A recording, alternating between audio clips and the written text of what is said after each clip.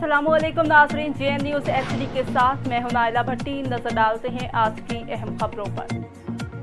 कराची मलिर से नवाज सरगानी की रिपोर्ट के मुताबिक मलिर के डॉप टाउन की यूनियन काउंसिल पपरी के बुगटी गोड चोरों और जराइम पेश अफराद के लिए मरकज़ बनता जा रहा है।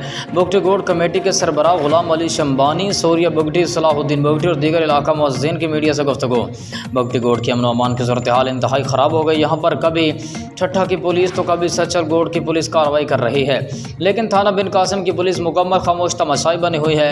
बुगटी गोड कमेटी के सरबराह सलाहुद्दीन बुगटी ने कहा कि जोवा के अड्डे, स्टील मिल और पाकिस्तान रेलवे का चोरी शुदा लोहा लेने वाले, बाबा गुटका मंशियात वगैरह जैसे क्राइम को हेड करने वाले बुगटी गोड का अमन ख़राब करने में तुले हुए हैं कि जिन्हें थाना बिन कासिम ने खुली छूट दे रखी है।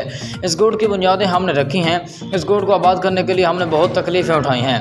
हम इस गोड का अमन व अमान ख़राब होने नहीं देंगे।